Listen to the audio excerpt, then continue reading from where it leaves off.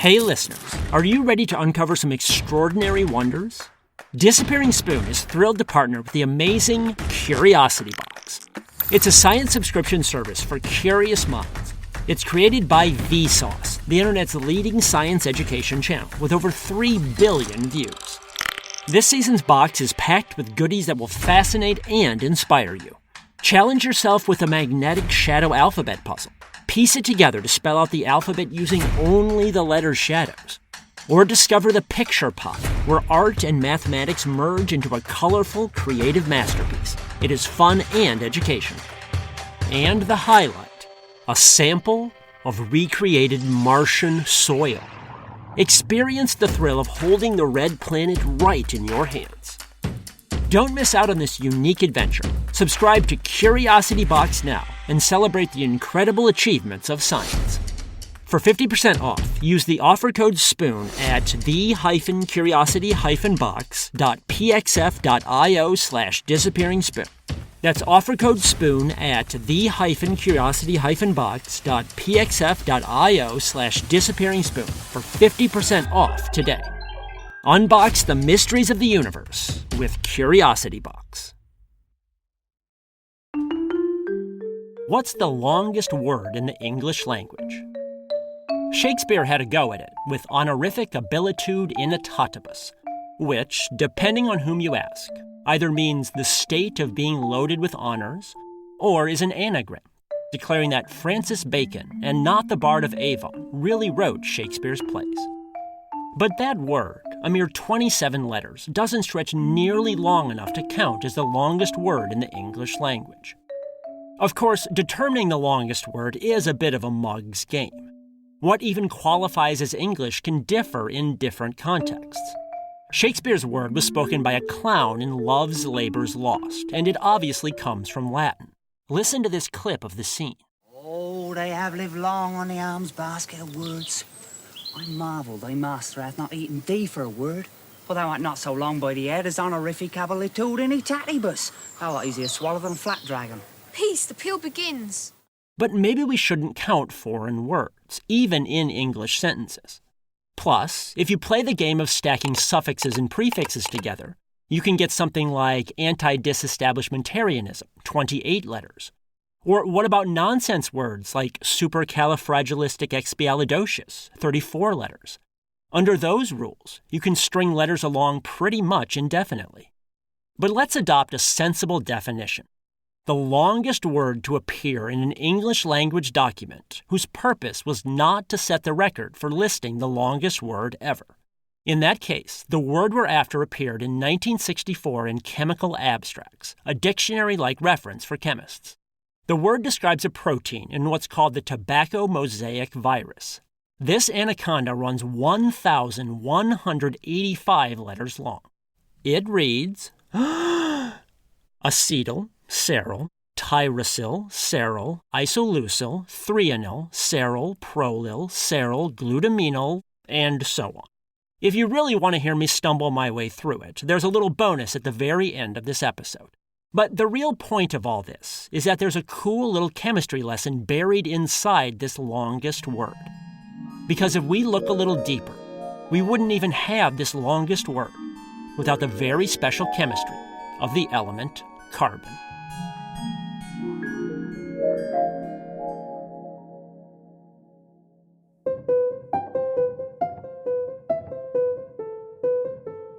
From the Science History Institute, this is Sam Keen and the Disappearing Spoon, a topsy-turvy, science-y history podcast, where footnotes become the real story.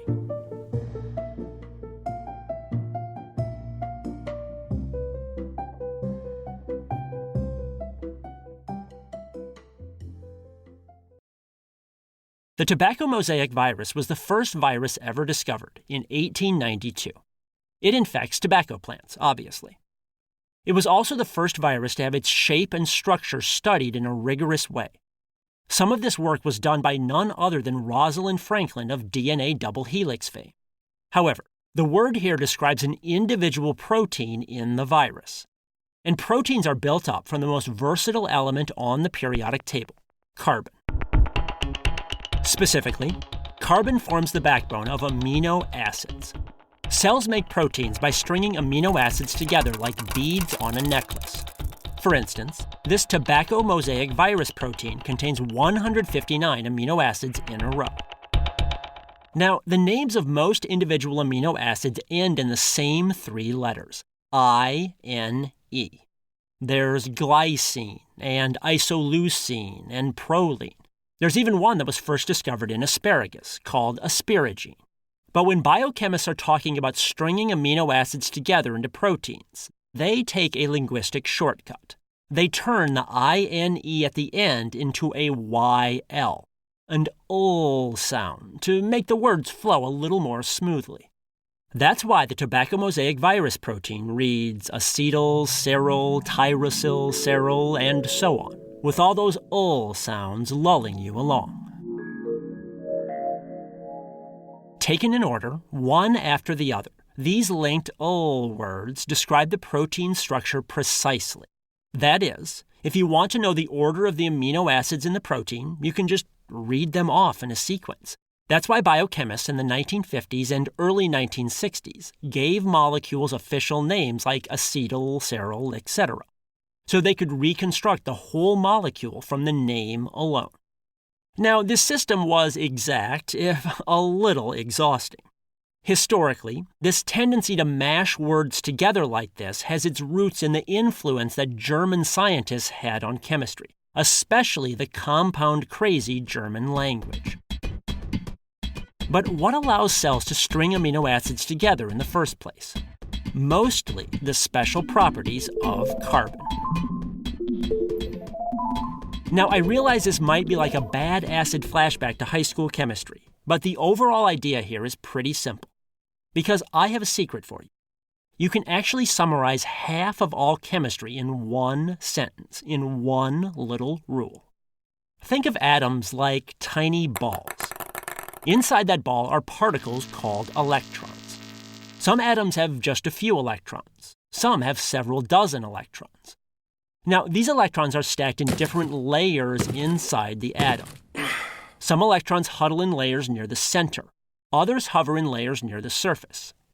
And the secret rule that summarizes half of chemistry is this: that most atoms want 8 electrons in the outer energy level, the level nearest the surface. Sensibly enough, this 8-electron rule is called the octet rule. And what drives most of chemistry is that atoms that don't have 8 electrons in the outer level will do whatever it takes to reach 8. Sometimes they add electrons. Sometimes they shed electrons.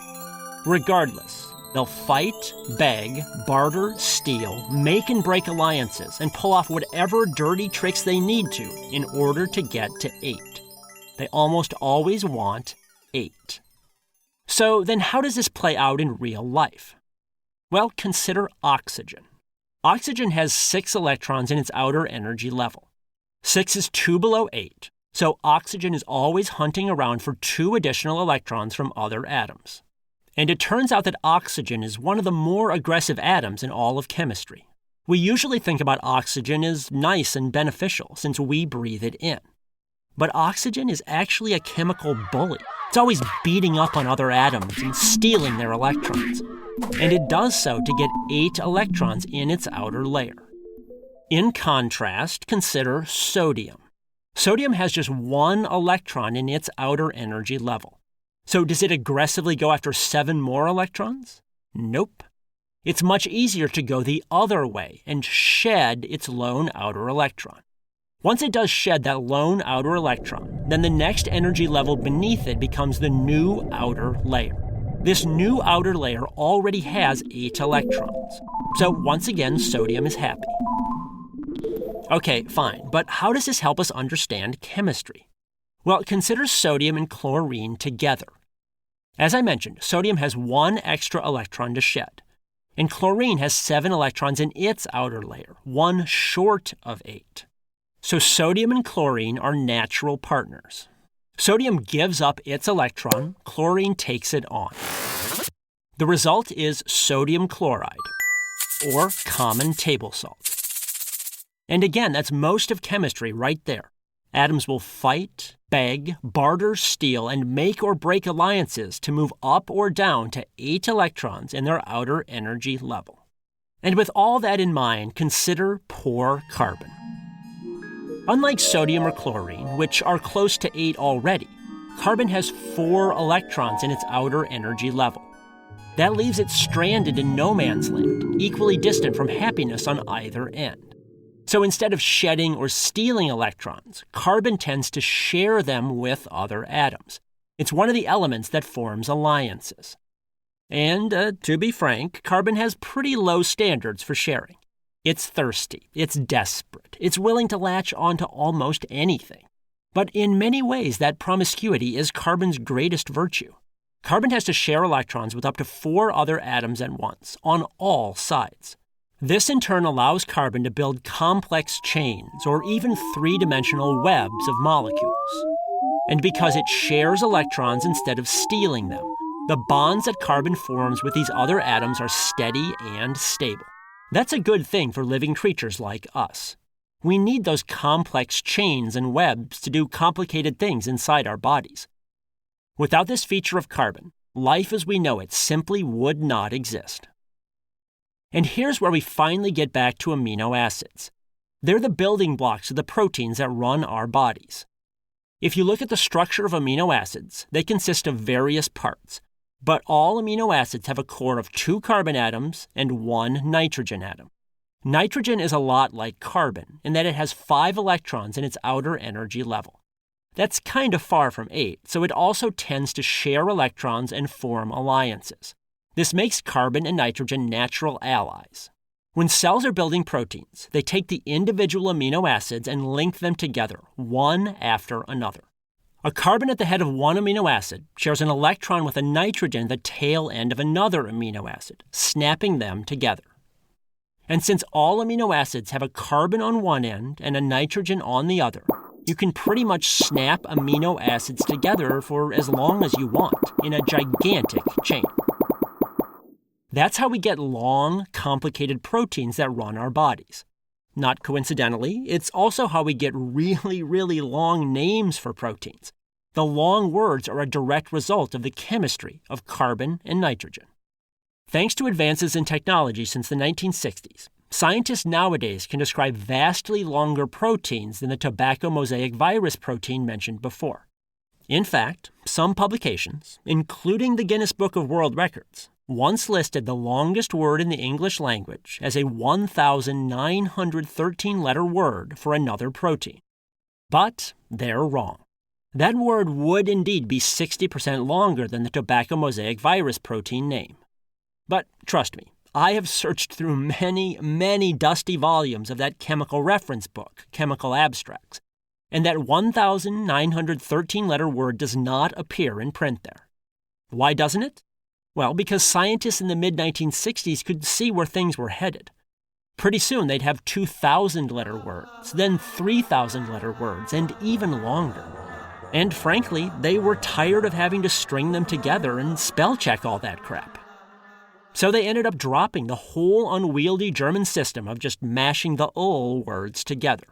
Instead, they started using shorter names, even for official purposes. For instance, the 1,913-letter word is officially known as the tryptophan synthetase alpha protein. That's just 28 letters, way shorter than the 1,185-letter protein I'm about to read in a moment. For this reason, the Guinness Book of World Records has since rescinded the title for the 1,900-letter word as the longest. That means the tobacco mosaic virus protein is officially the longest word that's ever appeared in print for non-record-setting purposes. And given the changing fashion in chemical names, it's likely to hold that record for a long time. As a final note, the name for the current record holder for the most gargantuan protein in nature would run 189,819 letters if spelled out. That would fill roughly 110 pages of an average book. But its official name, mercifully, is Titan. Just 5 letters long.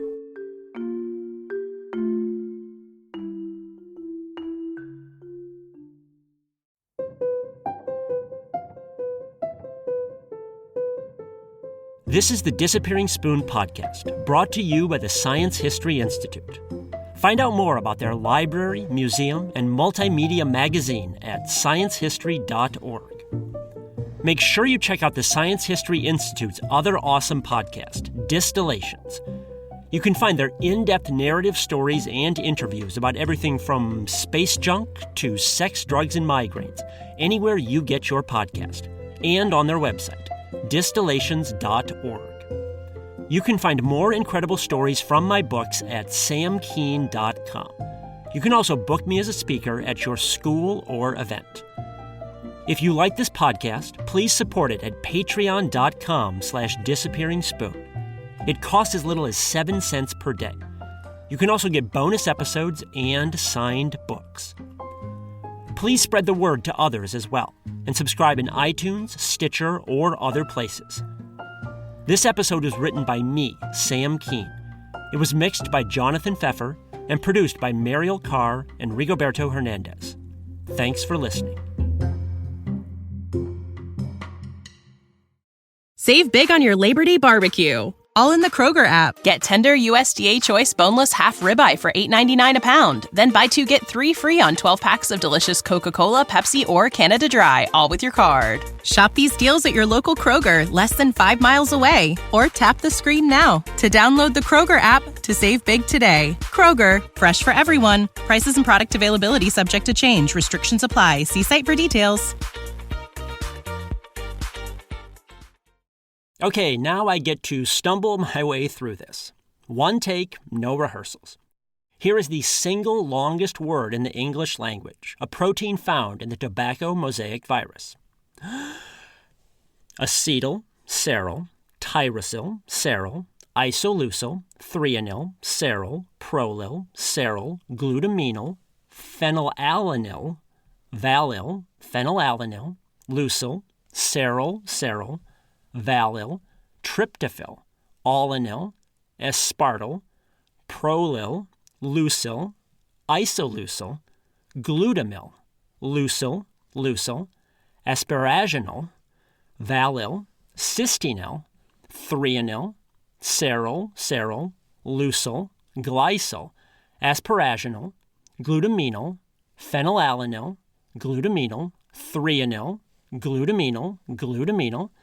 Okay, that's 1/4 of the way done. It kind of lulls you along there like a spell or a drowsy meditation tape or something. But anyway, onward.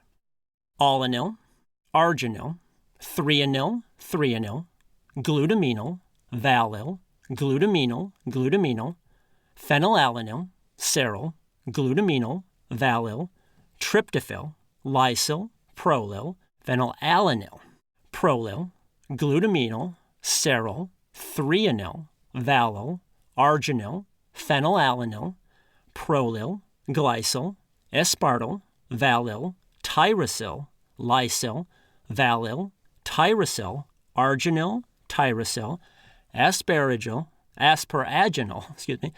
alanyl, valyl, leucyl, aspartyl. Okay, officially halfway through. I'm going to grab a little bit of water here. Prolyl, leucyl, isoleucyl, threonyl, alanyl, leucyl, glycol, threonyl, phenylalanine, aspartyl, threonyl, arginyl, asparaginal, arginyl, isoleucyl, glutaminyl, valyl, asparaginal, glutaminyl, cerol, prolyl, threonyl, alanyl, glutaminyl, threonyl, leucyl, aspartyl, alanyl, threonyl, arginyl, valyl, aspartyl, alanyl, threonyl, valyl. All right, that's 3/4 done now. We are on the home stretch. Come on, sing it with me now. Alanyl, isoleucyl, arginyl, cerol, alanyl, asparaginal, isoleucyl, asparaginal, leucyl, valyl, asparaginal, glutaminyl, leucyl, valyl, arginyl, glycol, threonyl, glycol, leucyl, tyrosyl, asparaginal, glutaminyl, asparaginal, threonyl, phenylalanine, glutamine, serol, methionine, that's a new one, serol, glycol, leucil, valil, tryptophan, threonil, serol, alanil, prolil, allanil, and serine. And notice that the last one is not seril, but serine with the I-N-E on the end, because that is the end of that gargantuan name. Okay, well, that seemed like a good idea at the start. But if you got this far, congratulations, and thanks for listening. When you need mealtime inspiration, it's worth shopping Kroger, where you'll find over 30,000 mouth-watering choices that excite your inner foodie. And no matter what tasty choice you make, you'll enjoy our everyday low prices, plus extra ways to save, like digital coupons worth over $600 each week. You can also save up to $1 off per gallon at the pump with fuel points. More savings and more inspiring flavors make shopping Kroger worth it every time. Kroger, fresh for everyone. Fuel restrictions apply.